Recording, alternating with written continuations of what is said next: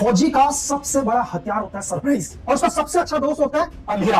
ये दुनिया के हर फौजी के लिए लागू होता है यार। एक अंधेरे से बड़ा उसका कोई दोस्त नहीं है, एक सरप्राइज से बड़ा उसका कोई हथियार नहीं है। लेकिन दुनिया में एक ऐसा भी फौजी है जिसका सबसे बड़ा हथियार है जिहाद, और जिसका सबसे बड़ा दोस्त है आतंकवाद। मैं बात कर रहा हूं पाकिस्तान के 17वें chief of staff Syed Asim Munir Ahmed Shah की, जिन्हें 25 मई 2025 को शहबाज शरीफ ने फील्ड मार्शल की उपाधि दे दी। और यहां से उदय होता है आसिम मुनीर का और अंत होता है पाकिस्तान का। 25 मई के बाद पाकिस्तान अंधकार की ओर जाता जाएगा। ये मैं क्यों कह रहा हूं आप इसको समझो कि क्यों एक जनरल को फील्ड मार्शल की उपाधि दे दी गई। जब दो देशों के बीच वॉर ही नहीं हुआ तो आसिम मुनीर ने ऐसा क्या कर दिया यार कि उन्हें फील्ड मार्शल बना दिया गया। क्यों एक जनरल को फील्ड मार्शल बनाया जाता है? जब भी दो देशों के बीच में वॉर होता है, मैं बात वॉर की कर रहा हूं, सर्जिकल स्ट्राइक की नहीं, जब उस वॉर में जो देश जीतता है और जीतने वाले देश के लीडर को उसकी बहादुरी और लीडरशिप को देखते हुए जनरल से फील्ड मार्शल बना दिया जाता है यार। सेम वैसे ही जैसे 1971 के वॉर में हमारा और भारत का और पाकिस्तान का क्या हुआ था, वॉर हुआ था। और इस वॉर में जो हमारे चीफ ऑफ आर्मी स्टाफ थे SSG मानिक शाह सर, उनकी बहादुरी और लीडरशिप को देखते हुए उन्होंने महज 13 दिन के अंदर पाकिस्तान को घुटनों पर बैठा दिया। 93,000 से ज्यादा सोल्जरों ने क्या कर दिया, पाकिस्तानी सरेंडर कर दिया। उनकी इस ब्रेवरी और लीडरशिप को देखते हुए हिंदुस्तान की सरकार ने उन्हें 1973 में फील्ड मार्शल की उपाधि दी।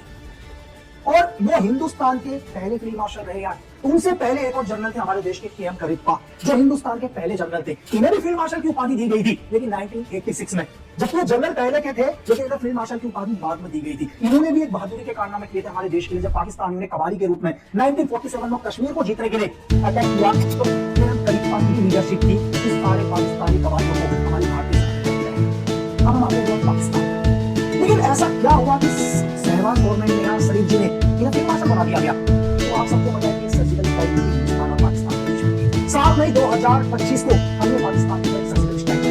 उनके बहुत सारे आतंकवादी संगठन या उनके लॉन्च पैड की एयर डिफेंस पर सेम पाकिस्तान ने वहां से क्या किया, जवाबी कार्रवाई करी और ड्रोन से हमले करे हिंदुस्तान।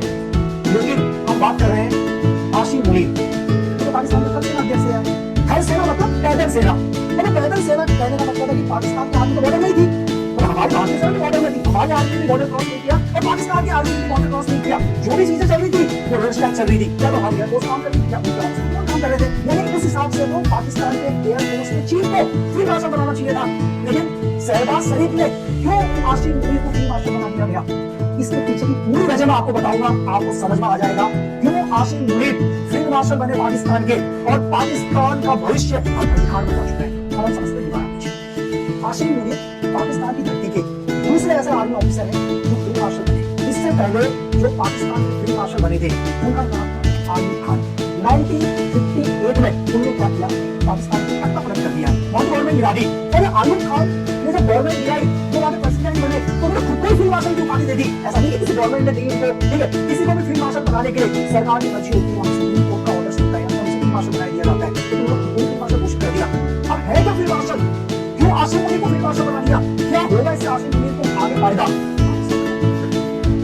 इससे क्या आसिम मुनीर, मैंने आपको बोला सत्ता छीन किया, पूरा पावर छीन दी। मैंने आपसे पहले भी कहा था कि ये जो पहले हुआ इसमें आसिम मुनीर का ही प्लानिंग थी, क्योंकि आसिम मुनीर को पावर छीने यार, पावर कब छीन होगी, तब तनाव होगा दो देशों के बीच में, तनाव होगा, और इससे सबसे ज्यादा नुकसान किसको होगा, आम पब्लिक को।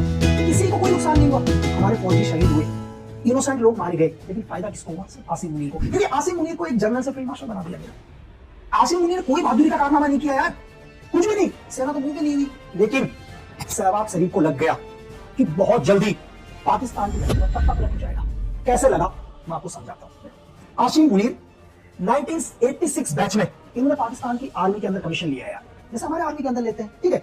तो इन्होंने आर्मी कमीशन लिया और आर्मी कमीशन लेते लेते ये पहले पाकिस्तानी ऑफिसर बने जो MI के भी चीफ बने, मिलिट्री इंटेलिजेंस के भी चीफ बने, और 2018 में जब इमरान की गवर्नमेंट की सरकार थी तो इन्हें ISI का चीफ बनाया अक्टूबर में 2018 में। लेकिन महज 8 महीने के अंदर ही इमरान खान को लग गया यार कि ये आदमी कहीं ना कहीं मेरी जासूसी कर रहा है, या मेरी वाइफ की जासूसी कर रहा है, या हम लोगों की जासूसी कर रहा है। तो उसी टाइम उन्होंने क्या किया, इमरान खान ने महज 8 महीने के अंदर वहां के उस time chief of army staff हुआ करते थे बाजवा को बोल के ISI चीफ से हटा दिया यार। और मैं बताऊं ISI चीफ पाकिस्तान का सही सबसे पावरफुल आदमी यार। अगर जनरल के बाद अगर कोई पावरफुल आदमी होता है तो ISI चीफ होता है।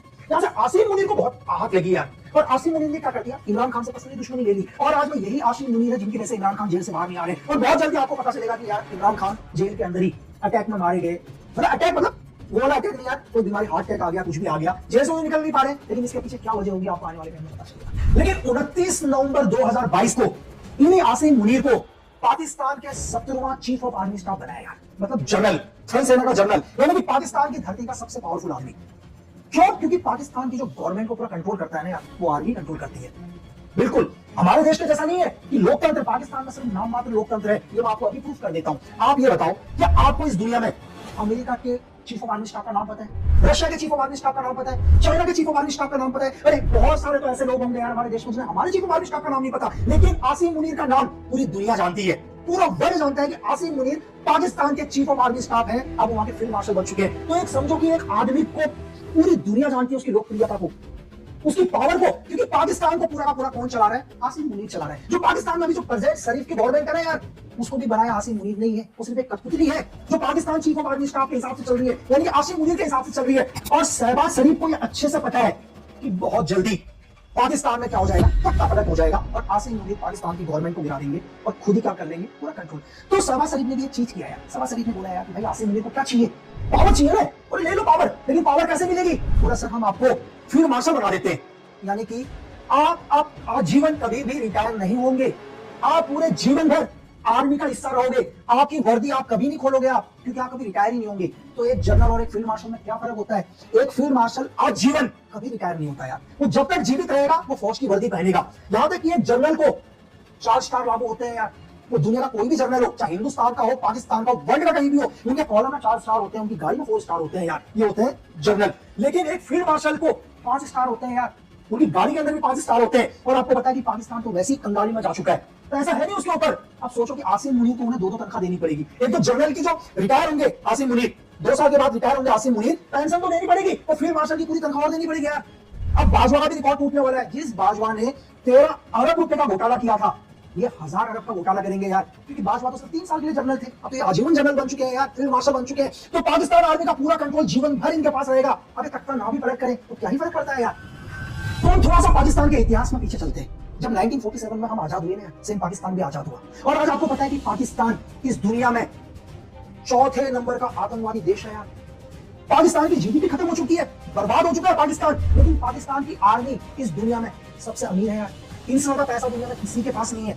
क्योंकि क्या, दुनिया से जितना भी एड फंडिंग आता है, जितना भी फंड आता है, वो वहां की सरकार के पास नहीं आता है, वहां की आर्मी के पास आता है। तो पूरा कंट्रोल आर्मी के पास है। हम थोड़ा सा पीछे चलते हैं, ठीक है। सेम आप आते हैं, जुल्फिकार अली भुट्टो की सरकार चल रही थी पाकिस्तान में, प्रधानमंत्री थे वो। और वो पता है, एक जनरल हुआ करते थे, जनरल जियाउल हक, वो उनको बहुत पसंद करते थे। और हमेशा जुल्फिकार अली भुट्टो को क्या बोलते थे? ए मंकी, मेरा जॉकर, मतलब उनका एक टैग नेम रखा था। और जुल्फिकार अली भुट्टो ने जीवन में एक ही गलती करी थी यार, कई सीनियर आर्मी ऑफिसर्स को हटाकर, मतलब साइड करके, जियाउल हक को पाकिस्तान का चीफ ऑफ आर्मी स्टाफ बनाया। और आपको पता है कि 1978 में जियाउल हक जैसी चीफ ऑफ आर्मी स्टाफ बनी, टाइप ब्रेक कर दिया यार, खुद प्रेसिडेंट बन गए। और जुल्फिकार अली भुट्टो को 1979 में फांसी की सजा दे दी। और 10 साल लगातार उनका कंट्रोल पूरी पाकिस्तान में रहा। और 1988 के अंदर एक विमान दुर्घटना में जियाउल हक मारे गए। और आज भी कई लोग बोलते हैं कि जियाउल हक को मरवाने के पीछे सीक्रेट सर्विस का काम था, CIA का हाथ था। तो डेफिनेटली यार, बिल्कुल, ये आप ज्यादा समझदार हैं। तो अचानक क्या होता है, 1988 के अंदर एक बार जियाउल हक जब प्लेन के अंदर मूव कर रहे थे, जा रहे थे, तो प्लेन क्रैश हो जाता है, इसमें जियाउल हक की मृत्यु हो जाती है। और दुनिया के बहुत सारे लोग, एक्सपर्ट लोग बोलते हैं कि जियाउल हक का प्लेन क्रैश नहीं हुआ था, बल्कि उनको मरवाने के पीछे CIA का हाथ था। हो सकता है कि जियाउल हक अगेंस्ट चले गए थे यूएस के, उनके बहुत सारे ऐसे डिबेट्स थे, स्पीचेस थे जो अगेंस्ट यूएस के जा रहे थे, और अचानक एक दिन दुर्घटना होती है और चले जाते हैं। तो सिर्फ यही आसिम मुनीर जियाउल हक को अपना आइडल मानते हैं यार। और मैं आपको बताऊं कि ये पाकिस्तान की धरती के पहले ऐसे जनरल हैं जिनको हाफिज कुरान पूरा पता है यार, इसलिए इन्हें सबसे कट्टर शासक माना जाता है। हाफिज कुरान याद करने वाले पहले जनरल। और आपको मैं बताऊं कि इनके सबसे अच्छे मित्र हैं हाफिज सईद, मौलाना मसूद अजहर, सलालुद्दीन, ये इनके मित्र हैं, यानी कि सबसे बड़े आतंकवादी इनके मित्र हैं। इनको अफसोस नहीं होता अपने आर्मी के मारे जाने पर, इनको अफसोस होता है कि हिंदुस्तान के सर्जिकल स्ट्राइक में अगर आतंकवादी मारे जाते हैं, ये बिल्कुल यार अपनी तरफ से चीफ ऑफ आर्मी स्टाफ की तरफ से गुलदस्ता भेजते हैं आतंकवादियों के मरने में। क्यों? क्योंकि जितना भी दुनिया से इसको एड फंडिंग मिल रहा है, ये पूरा का पूरा अपना बैंक बैलेंस भरते हैं, उसमें से कुछ 1% इन्हीं आतंकवादियों को देते हैं जिहाद के नाम पर, दुनिया में आतंक फैलाने के लिए। क्योंकि दुनिया के अंदर आतंक फैलेगा तभी इनके पास पावर रहेगी। अब आप बोलोगे यार कैसे कि दुनिया में आतंकवाद फैलेगा तो उनके पास पावर कैसे रहेगी? एक एग्जाम्पल, यार अगर आपके शहर के अंदर गुंडागर्दी बढ़ती है, चोरियां होती हैं, हत्याएं होती हैं, तो पावर तो पुलिस के पास आती है ना। तभी तो आपको लगेगा कि यार पुलिस काम कर रही है, क्योंकि गुंडे बढ़ चुके हैं, चोरियां हो रही हैं। सेम ऐसे ही जब दुनिया के अंदर आतंकवाद बढ़ेगा, तनाव पैदा होगा देशों में, तो पावर आर्मी के पास आएगी। तो ये हमेशा पावर अपने पास रखना चाहते हैं, चाहे पाकिस्तान का भविष्य अंधकार में डूब जाए। तो शहबाज शरीफ को लग गया था कि बहुत जल्दी क्या होगा, सरकार गिरेगी और आसिम मुनीर क्या कर लेंगे, पूरा कंट्रोल कर लेंगे और प्रेसिडेंट बन जाएंगे भाई पाकिस्तान के, जैसे बाकी बने थे। तो शरीफ को भी लगा यार कि नहीं भाई, कुछ भी हो, सत्ता में कम से कम बना तो रहूंगा, चाहे आगे पीछे घूमूंगा आसिम मुनीर के, कोई फर्क नहीं पड़ता। और उनको ये बोला कि यार एक काम करो, आप फील्ड मार्शल ही बन जाओ यार, ठीक है। और फील्ड मार्शल बना दिया उनको। अब शहबाज शरीफ को भी पता है कि मेरी खुशी में कोई खतरा नहीं है, क्योंकि कंट्रोल तो पूरा का पूरा किसके पास है, आसिम मुनीर के पास है। क्योंकि आसिम मुनीर कभी रिटायर ही नहीं होंगे यार, हमेशा पाकिस्तान आर्मी के चीफ बने रहेंगे यार। तो शहबाज शरीफ को भी कोई दिक्कत नहीं है, इसी बहाने कम से कम प्रधानमंत्री की कुर्सी में तो बने। ये तो तख्ता पलट होगा और एक दिन आप आसिम मुनीर क्या करेंगे, शहबाज शरीफ को भी फांसी में लगा देंगे यार, जैसे जुल्फिकार अली भुट्टो को लगाया था यार। तो पाकिस्तान की गवर्नमेंट को भी कोई फर्क नहीं पड़ता कि उनकी जनता भूखी मरती है, आतंकवाद फैलता है, उनकी जीडीपी क्रश होती है, बस उन्हें आसिम मुनीर को नाराज नहीं करना। और ये शहबाज शरीफ को कब लग गया, शहबाज शरीफ को पता चल गया था क्योंकि आसिम मुनीर ने क्या किया, उन्हें पता था कि 3 साल के बाद आसिम मुनीर ने रिटायर होने, यानी कि 2025 में अक्टूबर में रिटायर होना था आसिम मुनीर को। क्या, क्योंकि दुनिया कोई भी जनरल हो, देखो रूल्स तो सारे ब्रिटिश के चल रहे हैं यार, जो ब्रिटिश रूल बनाकर गई थी वही पूरी दुनिया में फॉलो हो रहे हैं। तो जनरल 3 साल के बाद जनरल रिटायर होने, तो सिर्फ आसिम मुनीर को भी अक्टूबर में रिटायर होना था। तो आसिम मुनीर ने सबसे पहले क्या किया, पाकिस्तान की धरती का लॉ ही चेंज करवा दिया यार। बोला भाई नहीं, अब कोई भी आर्मी का जनरल 3 साल में रिटायर नहीं होगा, वो 5 साल में रिटायर होगा। और मैं आपको बताऊं कि पाकिस्तान पूरी दुनिया में इकलौता ऐसा देश बन चुका है जिसके जनरल 5 साल में रिटायर होंगे यार। और आसिम मुनीर ने इसके लिए क्या किया, कहीं उन्हें ऐसा ना लगा कि बाकी सेना कहीं नाराज हो जाए, ये तो थल सेना के अध्यक्ष हैं, तो उन्होंने कहा यही प्रस्ताव मैं वायु सेना के लिए भी रख लेता हूँ, जल सेना के लिए भी रख लेता हूँ। तो बिल पास हो गया भाई, और नया बिल पास हुआ कि अब पाकिस्तान का थल जल वायु का जो भी चीफ ऑफ आर्मी स्टाफ होगा वो 5 साल के बाद रिटायर होगा, यानी कि 2027 में रिटायर होंगे कौन, आसिम मुनीर। बाकी लॉ के हिसाब से इस पर तो कोई ऑब्जेक्शन भी नहीं कर सकता, क्योंकि भाई संसद में बिल पास हो चुका है। लेकिन शहबाज शरीफ को तभी नींद नहीं आ रही थी यार। शहबाज शरीफ को लगा यार 2027 के बाद तो साला क्या होगा, मेरी कुर्सी जाएगी और भुट्टे पर मेरा हाल ना हो जाए। तो उन्होंने एक काम किया कि क्यों ना आसिम मुनीर को ही सारी पावर दे दी जाए आजीवन के लिए। उन्होंने आपस में एक डील करी और बोला कि आसिम मुनीर को कैसे खुश रखें। अब शरीफ ने बोला मेरी कुर्सी भी ले लेगा, अपनी कुर्सी देने से तो अच्छा है कि मैं मेरे से भी ज्यादा पावर इनको दे दूं, लेकिन मेरे से ज्यादा पावर इन्हें दूं कैसे, तो इन्हें फील्ड मार्शल बना दिया जाता है। मेरी बात समझ गए ना, क्योंकि पाकिस्तान की धरती के अंदर मैंने आपको पहले भी बताया कि वहां का जो चीफ ऑफ आर्मी स्टाफ होता है उस पाकिस्तान का सबसे पावरफुल आदमी होता है, क्योंकि पाकिस्तान की पूरी मिलिट्री उसके कंट्रोल में होती है। अब आसिम मुनीर के कंट्रोल में आजीवन उनकी मिलिट्री रहेगी यार, वो कभी रिटायर नहीं होंगे। अब आप इसको क्या समझो, ये पाकिस्तान का ऑलरेडी तख्ता पलट हो चुका है या पाकिस्तान का तख्ता पलट होगा, तो मैं आपको ये बोलूं कि यार तख्ता पलट हो चुका है भाई। एक ऐसा व्यक्ति जिसने जंग नहीं लड़ी आज तक, कोई वॉर नहीं जीता, अगर आप इनके बारे में पता लगाओगे तो 10-10 मेडल जीत चुके हैं यार ये, लेकिन आज तक वॉर कोई नहीं जीते। इतने मेडल्स कहां से लगा रखे इन्होंने, इनकी सेना एक कदम नहीं मूव करी अभी, तब भी इन्हें बहादुरी के लिए फील्ड मार्शल की उपाधि दे दी गई है। अब पाकिस्तान के अंदर क्या है, ऐसा नहीं है कि चुनाव नहीं होंगे, चुनाव होंगे, चाहे प्रधानमंत्री कोई भी बने, शरीफ बने, XYZ कोई भी बने, लेकिन पावर हमेशा किसके पास रहेगी, आसिम मुनीर के पास ही रहेगी। ये फील्ड मार्शल हो गए, मैंने कहा ना। और आपको एक चीज और हैरत होगी, पता आपको क्या, फील्ड मार्शल कभी आपने SSG मानिक सर को देखा होगा, उनके हाथ में स्टिक होती थी जिस पर 4 अशोक के आपको नजर आएंगे। तो एक फील्ड मार्शल क्या होता है, फील्ड मार्शल को एक और पावर होती है, जब भी फील्ड मार्शल देश के प्रधानमंत्री के पास जाए, वो सलूट मारने की जगह अपना वो स्टिक दिखा सकते हैं। आपको देखा होगा आपने कि वो उससे भी सलूट दे सकते हैं, आप मानिक सर को देखे होंगे। ये तो हमारे देश की बात है। अब सेम क्या है, पाकिस्तान की धरती में भी आसिम मुनीर, फील्ड मार्शल आसिम मुनीर कभी शरीफ, चाहे जो भी शहबाज शरीफ हो, जो भी उनके आने के वाले आज प्रधानमंत्री हो, कुछ भी हो, उनको सलूट नहीं करेंगे यार, सब उनको डंडा दिखाएंगे।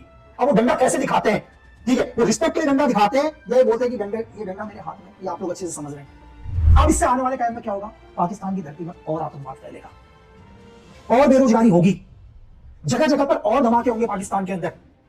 पाकिस्तान में चाहे बलोच लिबरेशन आर्मी हो, तहरे तालिबान हो, और भी आतंकवादी संगठन बनेंगे। ये मैं आपको